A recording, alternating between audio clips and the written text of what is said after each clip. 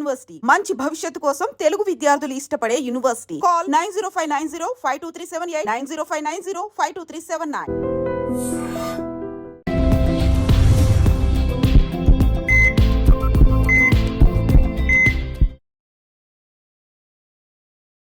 నమస్తే, welcome back to IT media. మన ఆయుర్వేదం ప్రోగ్రామ్కి అందరికీ స్వాగతం.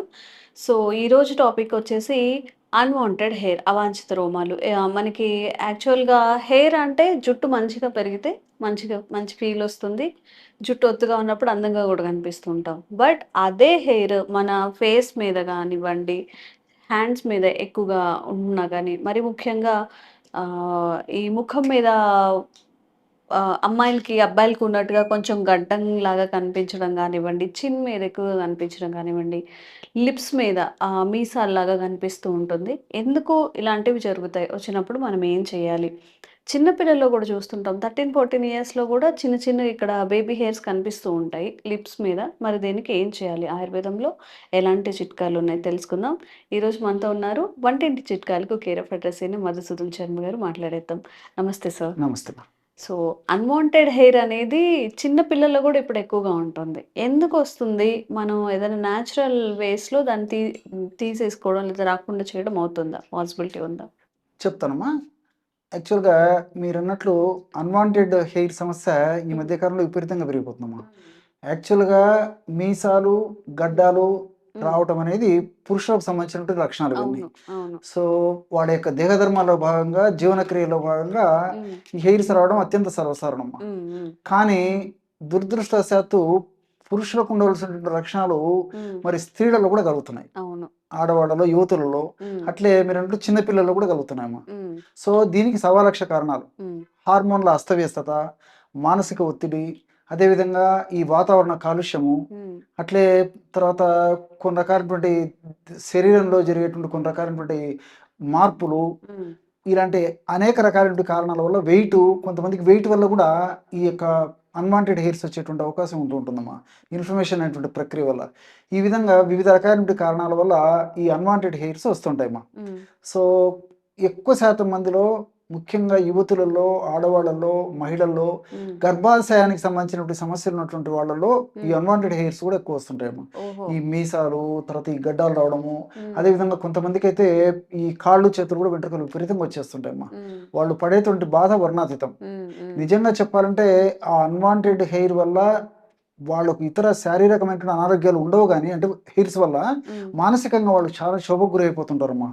సో 10 మందిలోకి వెళ్ళాలన్నా, 10 మందితో మాట్లాడాలన్నా, మరి ప్రతిదీ వాటికన్నిటికీ కూడా ఆత్మీయత భావానికి గురైపోతున్న పరిస్థితి ఏర్పడుతుందమ్మా. సో ఈ యొక్క అన్వాంటెడ్ హెయిర్కి నేను చెప్పినట్లు సవాలక్ష కారణాలు. ఈ అన్వాంటెడ్ హెయిర్ వచ్చినప్పుడు ఏం చేస్తారంటే ఒక్కొక్కరు ఒక్కొక్క రకమైన ప్రయత్నాలు చేస్తుంటారు. సో వీళ్ళల్లో మరి ఇన్ని రకాల ప్రయత్నాలు చేసినప్పటికీ ఆశించినటువంటి ఫలితాలు చాలా చాలా తక్కువ మందిలోనే కలుగుతుంటాయమ్మా.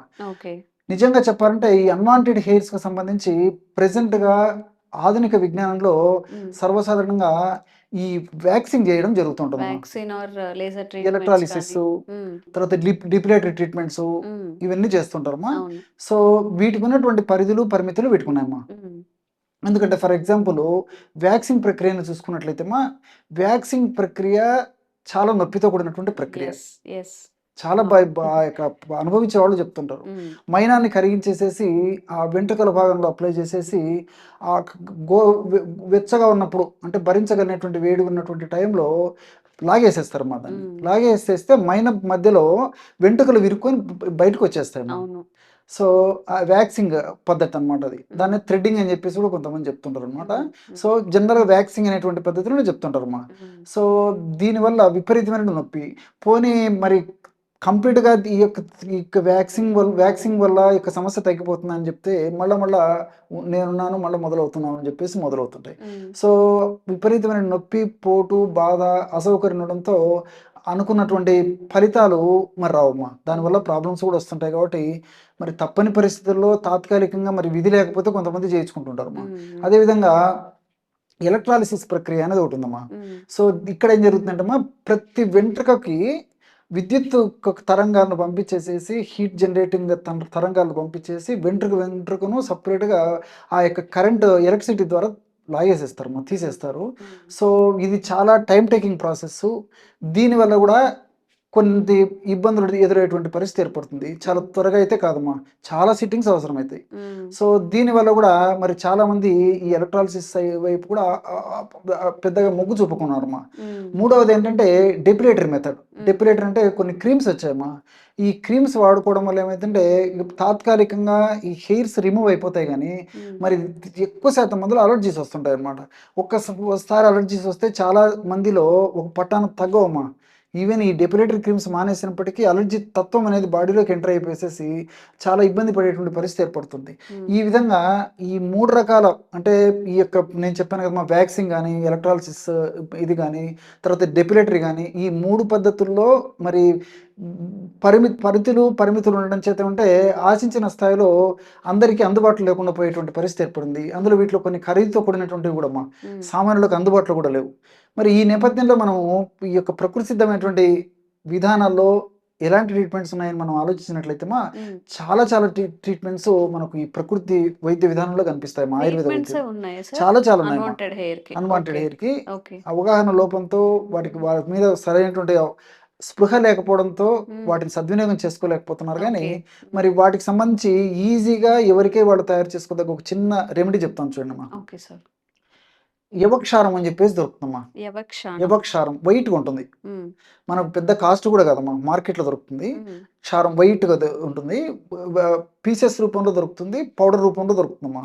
మనకు పీసెస్ దొరుకుతున్నా ఈజీగా పౌడర్ తయారు చేసుకొని వాడుకోవచ్చు. లేకపోతే యవక్షార చూర్ణం అని చెప్పేసి కూడా దొరుకుతుంది. అదొకటి. రెండవది వచ్చేసి ఆవాల నూనె, మస్టర్డ్ ఆయిల్ అంటారమ్మా. తెలుసు కదమ్మా, అది మన ఇళ్ళలో ఈ రెండుతోనే ఈ అన్వాంటెడ్ హెయిర్ కు మంచి ట్రీట్మెంట్ తీసుకోవచ్చు పైన అప్లై చేసేదానికి. ఎలాగంటే ఈ యవక్షారం తీసుకొని మనకి ఎంత అవసరమైతే అంతమ్మా, కొద్దిగానే మనకు అవసరమై కొద్ది ప్రాంతంలోనే అన్వాంటెడ్ హెయిర్ ఉంటే కొద్ది యవక్షారం తీసేసుకొని అందులో ఆవాల నూనె వేసేదమ్మా. వేసి బాగా కలపడం వల్ల బ్రహ్మాండమైనటువంటి క్రీమ్ తయారైపోతుంది. ఆ క్రీమ్ తీసుకొని ఈ మీసాలు, గడ్డాలు, ఇట్లా ఈ అన్వాంటెడ్ హెయిర్ ఎక్కడైతే ఉందో ఆ ప్రాంతంలో అప్లై చేసేసి బాగా 1 నిమిషం 2 నిమిషాలు బాగా మర్దం చేసేయాలమ్మా. మర్దం చేసి అదే క్రీమ్ని మళ్ళీ అప్లై చేసేసి 1 గంట తర్వాత తుడిచేసేయాలి. ఈ విధంగా క్రమం తప్పకుండా రోజు 2 సార్లు ఈ యొక్క ఔషధాన్ని ఈ పద్ధతిలో వాడుకోవడం వల్ల మరి వెంట్రుకల భాగంలో బలహీనత ఏర్పడి వెంట్రుకల కుదుళ్లలో ఆ యొక్క కెపాసిటీ, ఆ హోల్డింగ్ కెపాసిటీ తగ్గిపోవడం చేత క్రమక్రమంగా వెంట్రుకలు ఊడిపోతాయి. లేదమ్మా, అదే దీనికి ఏంటంటే చెప్తే కదమ్మా, ఇంటర్నల్ కాజెస్ ఉంటాయి కాబట్టి తాత్కాలికంగా తగ్గిపోయినప్పటికీ మనం ఇంగ్లీష్ వైద్య విధానంతో పోల్చుకుంటే ఇది మనకు క్షేమదాయకంగా ఉంటుంది. సైడ్ ఎఫెక్ట్స్ ఉండవు, సైడ్ బెనిఫిట్స్ ఉంటాయి, తక్కువ ధరకు లభ్యమవుతుంది, అందరికీ అందుబాటులో ఉంటుంది. కానీ మరి ఇంటర్నల్ ప్రాబ్లం రెక్టిఫై చేయాలమ్మా. అసలుకి అన్వాంటెడ్ హెయిర్ ప్రాబ్లం ఎందుకు వస్తుందని చెప్పేసి రెక్టిఫై చేసుకొని దానికి సంబంధించిన ట్రీట్మెంట్ తీసుకోవడం వల్ల మళ్ళా పునరావృతం కాకుండా ఉంటాయి. మరి తాత్కాలికంగా తగ్గేందుకు మాత్రం ఈ ఔషధము చాలా చక్కగా పనిచేస్తుందమ్మా. ఇలాంటి చాలా చాలా ఔషధాలు కూడా ఉన్నాయి. ఈజీగా తయారు చేసుకోదగ్గ ఔషధమే చెప్పానమ్మా నేను. సో ఈ ఔషధాన్ని మనం దీర్ఘకాలం పాటు వాడినప్పటికీ ఎలాంటి ఇబ్బంది ఉండదు. కాబట్టి క్షారం, యవక్షారం అంటే అదొక రకమైన క్షారం అమ్మా. చరణాత్ క్షారః అంటే ఈ యొక్క క్షారం ఏం చేస్తుందంటే కొరుకుడు స్వభావం ఉంటుంది. అంటే ఈ అవాంఛితమైనటువంటి ప్రదేశంలో ఆ వెంట్రుక భాగానికి రక్త సరఫరాను ఆపేసేసి వెంట్రుక కుదుళ్లను బలహీనపరచడం వల్ల మరి వెంట్రుకలు ఈజీగా ఊడిపోయేటువంటి పరిస్థితి ఏర్పడుతుంది. కాబట్టి మరి ఈ విధంగా వాడుకోవడం వల్ల చాలా బెనిఫిట్స్ ఉంటాయి. రెండోది ఏంటంటే మీద త్వరగా వెంటనే పెరగకుండా కూడా ఈ యొక్క ఔషధం సహకరిస్తుందమ్మా. సో ఇది ఓన్లీ ఫేషియల్ కి అప్లై చేసుకునేది, లేకపోతే హ్యాండ్స్ కానీ లెగ్స్ కి కూడా అప్లై చేసుకోవచ్చు? ఎక్కడైనా అప్లై చేసుకోవచ్చు. అన్వాంటెడ్ హెయిర్ ఎక్కడున్నా అప్లై చేసుకోవచ్చు. యవక్షారం, ఆవాల నూనె అప్లై చేస్తూ ఉండాలి. అంతేమ్మా. యవక్షారం ఎలా అప్లై చేయాలి సార్? Day by day? లేదమ్మా, రోజు తీవ్రత ఉంటే ఉదయం ఒకసారి, రాత్రి ఒకసారి అప్లై చేయాలమ్మా. బాగా మర్దం చేయాలమ్మా. సో కొంచెం తీవ్రత తగ్గిన తర్వాత రోజు ఒక్కసారి అప్లై చేసుకోవాలి. తర్వాత కావాలంటే వారానికి 1-2 సార్లు అప్లై చేసుకోవడం వల్ల ఏమంటే తీవ్రత లేకుండా ఉంటుంది, త్వరగా పెరగకుండా ఉంటాయి. ఏమా ఒకవేళ పెరిగినప్పటికీ చాలా మృదు స్వభావాన్ని కలిగి ఉంటాయమ్మా. గట్టిగా స్ట్రాంగ్ గా అవి పెరగకుండా చాలా డెలికేట్ గా పెరుగుతాయి కాబట్టి ఈజీగా ఊడిపోతాయి. ఎంత టైం కి అట్లా అయిపోతాయి సార్? వీక్ గా అయిపోతాయి? అది శరీర తత్వాన్ని బట్టమ్మా. కొంతమందికి ఏమంటే 1 మంత్ 2 మంత్స్ కూడా పడుతుంటుంది, కొంతమందికి ఇంకా లేట్ అయిపోతుంది.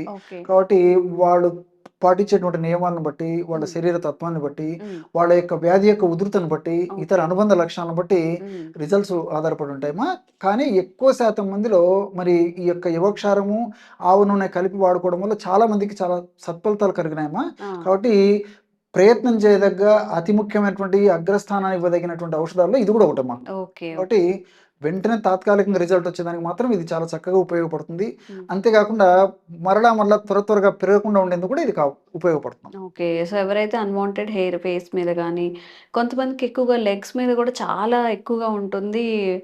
హ్యాండ్స్ మీద కూడా ఉంటుంది. తప్పకుండా ట్రై చేయండి. ఎలాంటి సైడ్ ఎఫెక్ట్ లేదు. మనకి పెయిన్ గూడా ఉండదు. వ్యాక్సినేషన్ వల్ల వచ్చే పెయిన్ గానీ, లేజర్ ట్రీట్మెంట్ వల్ల వచ్చే సైడ్ ఎఫెక్ట్స్ గానీ ఉండవు కాబట్టి తప్పకుండా ట్రై చేయండి.